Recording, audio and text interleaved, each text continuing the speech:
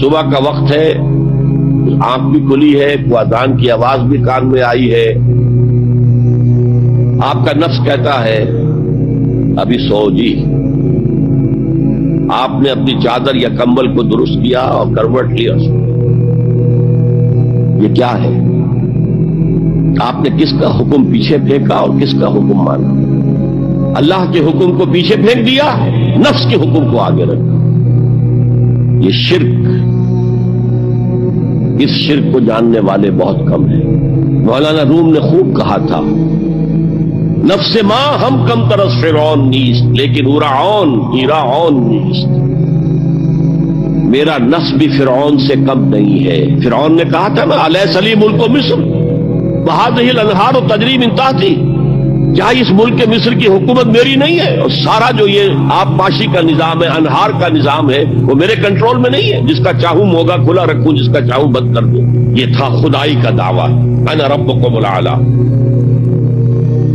تو مولانا روم کہتے ہیں میرا نفس بھی اس سے کمتر نہیں ہے۔ وہ کہتا یہ جسم میرا ہے، اس پر میرا حکم چلے گا، میں نہیں جانتا کون اللہ کون رسول، کیا حرام کیا حلال۔ تو فرعون سے کم تو نہیں ہے میرا نفس، لیکن ایراعون اس کی بہت مدد تھی، فوج تھی، لاؤ لشکر تھا، تو اس نے زبان سے بھی کہہ دیا کھل کر انا ربکم الاعلی۔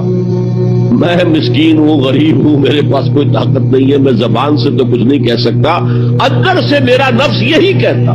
یہ نفس کی حکومت قرآن کہتا ہے، میں حیران ہوتا ہوں۔ دو جگہ یہ مضمون آیا ہے، ارأیت من اتخذ الہہ ہواہ افانت تکون علیہ وکیلا۔ اے نبی تم نے دیکھا اس شخص کو، اس کے حال پر غور کیا جس نے اپنی خواہش نفس کو اپنا الہ بنا لیا ہے۔ اللہ اکبر،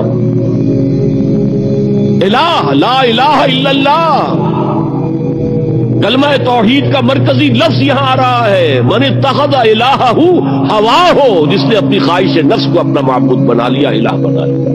افانت تکون علیہ وکیلا، کیا آپ ایسے شخص کی کوئی ذمہ داری لے سکتے ہیں؟ سود حرام ہوا کرے جی، حرام حرام،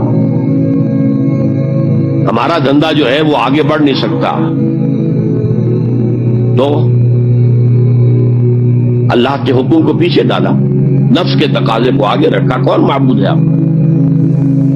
نام عبداللہ رکھیے، نام عبد الرحمان رکھیے، ہے عبد النفس، نفس کے بندے، نفس کے غلام۔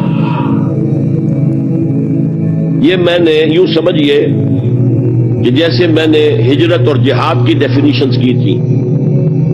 ہجرت کا بیس کیا ہے؟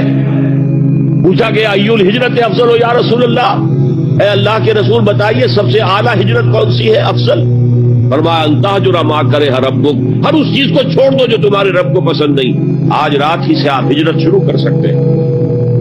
جائزہ لیجئے کیا کیا چیزیں میری زندگی میں خلاف شریعت ہے، تو اللہ کو ناپسند ہے، فیصلہ کیجئے کہ آج کے بعد نہیں ہوگی، ہجرت شروع ہو گئی۔ افضل الہجرہ، سب سے افضل ہجرت شروع ہو گئی۔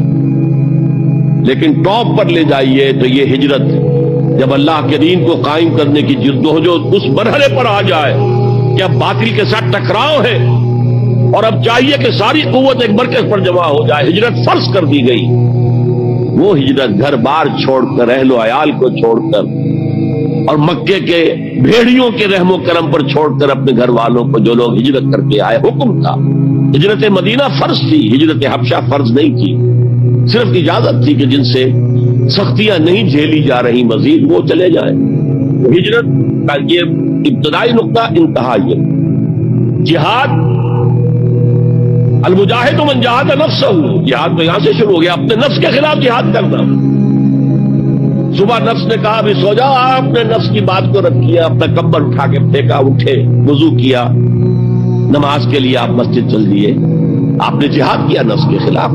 یہ افضل الجہاد ہے، اور سب سے چوٹی اوپر یہ ہے کہ جب وہ حق و باطل کی جنگ ہو تو جان ہتھیلی پر رکھ کر میدان میں حاضر ہو جاؤ۔ افرأیت من اتخذ الہہ ہواہ افانت تکون علیہ وکیلا، کیا تم نے غور کیا اس شخص کی حالت پر جس نے اپنی خواہش نفس کو اپنا معبود بنا لیا، الہ بنا لیا، کہہ رہا ہے لا الہ الا اللہ، لا الہ الا اللہ، لیکن الہ تو اس کا نفس ہے۔ اب اس کو انتہا پر لے جائیے. عہد حاضر کا سب سے بڑا شرک عوامی حاکمیت کا تصور ہے. حاکم اللہ کے سوا کوئی نہیں، ان الحکم الا للہ. ظاہر بات ہے فرعون نے اگر دعویٰ کیا تھا میں تمہارا خدا ہوں، انا ربکم الاعلی، تو کیا اس کا مطلب یہ تھا کائنات میں نے پیدا کی ہے، تمہیں میں نے پیدا کیا؟ ذرا سوچیے. کیا وہ بزرگ موجود نہیں ہوں گے جنہوں نے اسے دیکھا ہو کہ آج اس کی ولادت ہوئی تھی، کل اس کی کوئی اور سیری بنی ہوئی تھی؟ یہ کیسے دعویٰ کیا تھا؟ میرا حکم چلے گا، میں نہیں جانتا. الیس لی ملک مصر، مصر کی حکومت میری ہے کہ نہیں؟ یہ دعویٰ تھا، یہ خدائی کا دعویٰ.